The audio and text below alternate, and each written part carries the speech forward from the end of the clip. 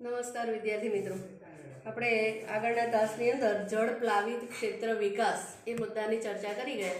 એ મુદ્દાઓ જે 2-3 ચલાવે છે ને એ તમારે 2-2 માર્કના સવાલ તરીકે તૈયાર કરવાના છે. હવે પછીનો જે મુદ્દો જોઈએ મોસ્ટ આઈએમપી, ઘણી બધી વખત બોર્ડની અંદર પણ પૂછાઈ ગયેલો છે, શાળાની જે પરીક્ષાઓ એમાં પણ એ મુદ્દો છે વૃષ્ટિ જળ સંચયન એટલે શું અને વૃષ્ટિ જળ સંચયનના મુખ્ય ઉદ્દેશો કયા. વૃષ્ટિ એટલે વરસાદ, હમણાં તમને કહ્યું. એનો સંગ્રહ શું છે અને શા માટે કરવો જોઈએ, એના ઉદ્દેશો કયા છે, બરાબર.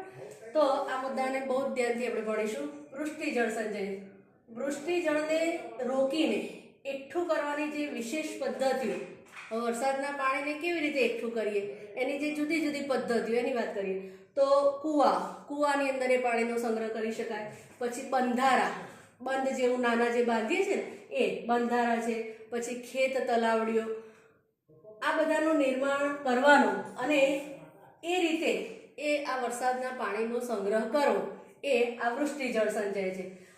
એનાથી શું થશે તો ભૂમિગત જળનું સ્તર પણ ઊંચું આવે છે અને આમ કરવાથી એ આપણી જે ઘરેલું જરૂરિયાતો છે એ જરૂરિયાતો એ સરળતાથી આપણે પૂરી કરી શકીએ. તમે જોજો આજકાલ તો ઘણા બધા એવા ગામડાઓ છે કે આવી રીતે આ શું કહેવાય ખેત તલાવડીઓ બંધારાને આવું બધું બાંધીને એ વરસાદના પાણીનો સંગ્રહ કરે છે અને એ પાણી આખું વરસ એ લોકો વાપરતા હોય છે.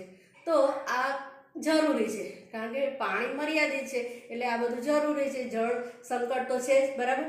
તો હવે આ વૃષ્ટિ જળ સંચયના ઉદ્દેશો કયા કયા એ જોઈ લઈએ એટલે એની અંદર તમને એ બધી બાબતો એ જાણવા મળશે. પહેલો એનો ઉદ્દેશ જોઈએ, ભૂમિગત જળને એકઠું કરવાની ક્ષમતા વધારવી અને તેના જળ સ્તરનો વધારો કરવો. વરસાદ પડે છે તો ઘણી વાર તો એવું બનતું હોય છે કે મોટાભાગનું પાણી સમુદ્રની અંદર વહી જતું હોય છે. તમે એ પાણી જમીનમાં ઉતરે એવા કોઈ પ્રયાસો કરો તો એ રીતે જે ભૂમિગત જળ સ્તર છે એ વધારી શકાય. જળ પ્રદૂષણને ઘટાડવું, જળ પ્રદૂષણ જે છે એ આ વૃષ્ટિ જળ સંચયન દ્વારા એ ઘટાડવાનો બીજો ઉદ્દેશ. ભૂમિગત જળની ગુણવત્તામાં સુધારો કરવો, જમીનની અંદર જે પાણી આપણે સંગ્રહ કરીએ છીએ, એકઠું કરીએ છીએ, તો એ પાણીની જે ગુણવત્તા છે એ ગુણવત્તાની અંદર સુધારો કરવો. સ્થળ માર્ગોને પાણીના ભરાવાથી બચાવવા. તમે જોજો ઘણીવાર વરસાદ પડે, થોડોક વરસાદ આવે ને તો રસ્તાઓ ચારે બાજુ પાણીથી ભરાઈ જતા હોય છે અને થોડીક વારમાં એ બધું પાણી ગટરની અંદર વહી જતું હોય છે. તો વરસાદના પાણીને આપણે જો વ્યવસ્થિત જગ્યાએ સંગ્રહ કરીશું તો આ જે સ્થળ માર્ગો છે એ પાણીથી ભરાય છે એને આપણે બચાવી શકીશું. સપાટી પરથી વહી જતા પાણીનો જથ્થો ઓછો કરવો, સપાટી પરથી જે પાણી વહી જાય છે તો એના જથ્થાને ઓછો કરવો. ઉનાળામાં તથા લાંબા શુષ્ક સમયગાળામાં પાણીની ઘરેલું જરૂરિયાતોને પૂરી કરવી મુખ્ય ઉદ્દેશ છે. ઉનાળાની અંદર જ પાણીની અછત પડતી હોય છે. તમને જે કોર્પોરેશન દ્વારા કે બીજે ક્યાંયથી પણ પાણી મળતું હોય તો ઉનાળામાં એ પાણી ઓછું થોડુંક મળતું હોય છે, અછત હોય છે, બરાબર. તો આવા પાણીને તમે જો સંગ્રહ કર્યો હશે તો તમારી ઘરેલું જે જરૂરિયાતો છે એને તમે પૂરી કરી શકો. પાણીની વધતી જતી માંગને પૂરી કરવી, જે દિવસે દિવસે શહેરીકરણ થઈ રહ્યું છે, પછી લોકોનું જે જીવન ધોરણ બદલાઈ રહ્યું છે એના કારણે પાણીની જરૂરિયાતો વધી રહી છે, તો એ જરૂરિયાતોને પણ તમે પૂરી કરી શકો છો. મોટા શહેરોમાં બહુમાળી આવાસો વચ્ચે વરસાદના પાણીનો સંગ્રહ થાય તે માટે ભૂગર્ભ ટાંકાઓ અથવા તો વરસાદી પાણી જમીનમાં ઉતરે તેવી વ્યવસ્થા કરવી જોઈએ. મોટી મોટી જે શહેરોની અંદર બિલ્ડિંગો બને છે તો એને પણ આ વરસાદના પાણીનો લાભ મળે તો એવા ટાંકાઓ બનાવો અને પાણીનો સંગ્રહ કરો તો ત્યાં પણ પાણીની અછત પડશે નહીં. હવે એક સરસ મજાનું અરવલ્લી જિલ્લાનું વેડજ ગામ છે ને એનું સરસ ઉદાહરણ આપેલું અને આ બધાએ અનુસરવા જેવી બાબત છે, બરાબર. આમાંથી કોઈ પ્રશ્ન નથી પૂછવાનો પણ દરેક વિદ્યાર્થી વાંચે ને તો એને પણ પ્રોત્સાહન મળે કે મારે આવું કંઈક કરવું જોઈએ. તો એમણે એક સૂત્ર બનાવેલું કે શું સૂત્ર? ગામનું પાણી ગામમાં અને સીમનું પાણી સીમમાં. ક્યાંય જે એ ગામની અંદર વરસાદ પડે એણે પોતાનું પાણી ક્યાંય બીજે ના જવું જોઈએ. ખેતરમાં વરસાદ પડે તો ખેતરનું પાણી ખેતરમાં.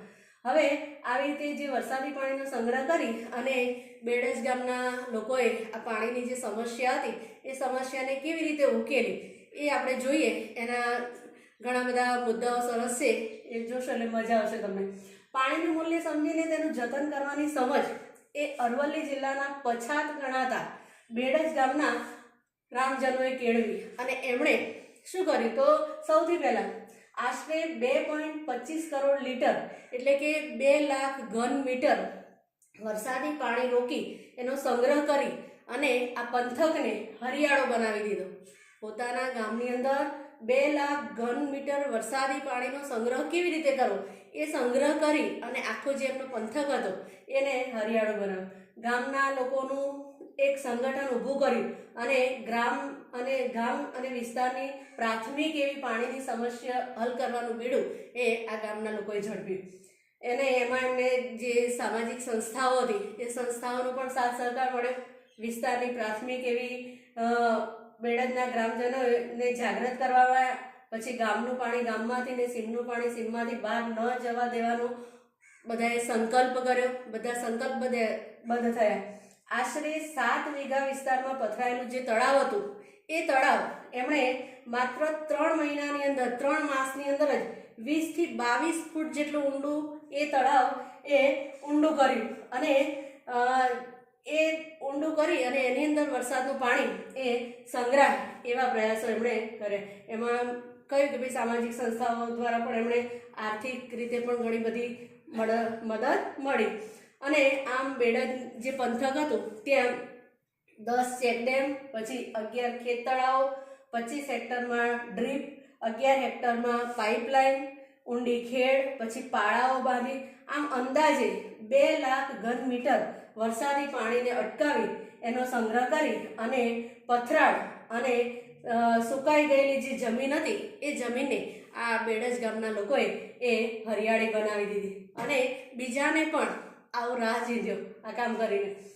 તેથી બેડજ વિસ્તારની 154 વીઘા જમીનને આ વરસાદી પાણીના પિયતનો લાભ અને એની સુવિધા મળી. એક જ વર્ષની અંદર ગામમાં 12.5% દૂધનું ઉત્પાદન વધ્યું. કઈ રીતે? તો ભાઈ જે દૂધાળા પ્રાણીઓ છે તો એમનો ખોરાક છે, ઘાસ છે, એ પણ વધે એટલે દૂધ વધારે આપે એટલે એ ઉત્પાદનની અંદર પણ વધારો થયો. કૂવાઓમાં 20 થી 30% પાણી વધ્યું. આમ ખેત પેદાશોનું ઉત્પાદન પણ વધ્યું. આજે મેઘરજની અંદર એ પાણીના પોકાર વચ્ચે બેડજની 136 વીઘા જમીનમાં ઉનાળુ પાક લહેરાઈ રહ્યો છે. જોયું તમે કે બેડજ ગામના લોકોએ કેવી રીતે ઉદાહરણ પૂરું પાડ્યું કે ભાઈ બધા જ ગામના લોકો જો આ રીતે કરશે તો પાણીની સમસ્યા ઓટોમેટિક શું થશે? હલ, મેઘરજ એની બાજુનું જ ગામ છે, ત્યાં પાણીની સતત અછત, પાણીના પોકારો થઈ રહ્યા છે અને આ બાજુના ગામની અંદર એ આ રીતે ઉનાળાની અંદર પણ એ ખેતરો એ હરિયાળા થઈ રહ્યા છે. તો આપણે બધા સાથે મળીને આવા પ્રયાસો કરીશું તો ચોક્કસ એ પાણીની સમસ્યા આપણે હલ કરી શકીશું. બરાબર. હવે એના પછીનો છેલ્લો મુદ્દો બહુ જ અગત્યનો, જળ વ્યવસ્થાપન માટે કયા કયા મુદ્દાઓ ધ્યાનમાં રાખવા જોઈએ, પાણીને બચાવવું છે તો શું કરવું જોઈએ. બરાબર. હવે પહેલું જુઓ, બાગ બગીચા, પછી વાહનો, શૌચાલયો, વોશ બેસિનમાં વપરાતા પાણીનો કરકસરપૂર્વક ઉપયોગ કરવો જોઈએ. તમે જોજો શહેરોની અંદર તો વાહનો ધોવામાં અને બાગ બગીચાઓ, મોટા જે બંગલાવાળા એમના બાગ બગીચાઓ છે એની અંદર પાણી છાંટવામાં અને વોશ બેસિનોની અંદર પાણીનો એટલો બધો બગાડ થતો હોય છે તો ત્યાં પાણી તમે કરકસરપૂર્વક વાપરો. બરાબર. લોકજાગૃતિ પેદા કરીને જળ સંરક્ષણ અને કુશળ વ્યવસ્થાપન સંબંધિત દરેક પ્રવૃત્તિઓમાં લોક ભાગીદારીતા વધારવી. અને આના માટે શું જરૂરી છે? લોકજાગૃતિ. આપણને કોઈ કહે અને આપણે એ કરીએ એ બરાબર નથી. આપણને એમ થવું જોઈએ જાતે જ કે ભાઈ મારાથી પાણીનો બગાડ કરવાનો નથી, મારે ક્યાં કેટલા પ્રમાણમાં પાણી વાપરવું એ આપણને આપણી પોતાની જ એ કોઠાસૂઝ હોવી જોઈએ. ઉપયોગમાં લેવાયેલા પાણીનો શક્ય હોય ત્યાં પુનઃ ઉપયોગ થાય તેવા પ્રયત્નો કરવા જોઈએ.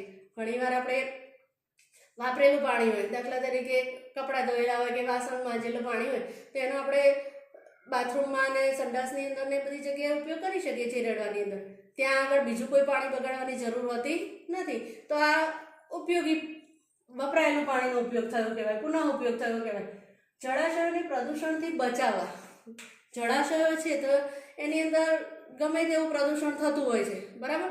તો એ પણ યોગ્ય નથી. તો આ જે જળાશયો છે, ગંગા નદી છે, તમે જો કે ભાઈ એમાં નાવાથી પાપ ધોવાય છે, ના છે તે છે, કેટલી ગંદી છે.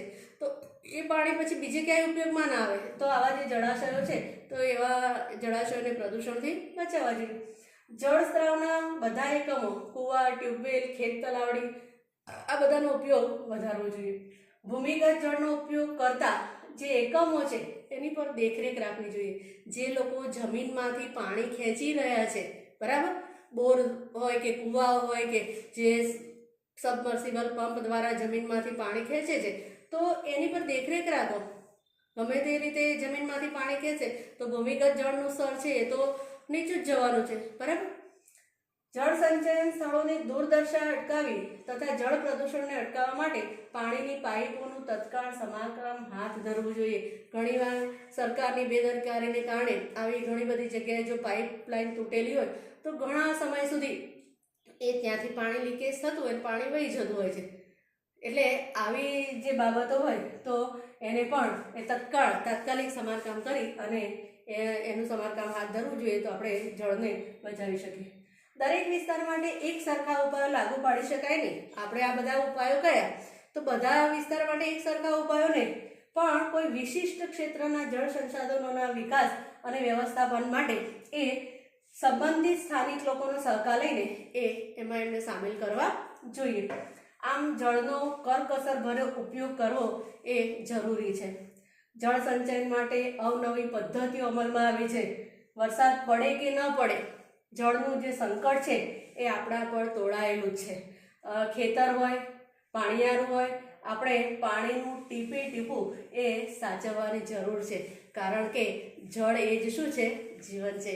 આ પાઠનું જે સ્વાધ્યાય છે સારા અક્ષર નોટની અંદર લખવાનું છે અને સવાલ જવાબ તૈયાર કરવાના છે. અસ્તુ.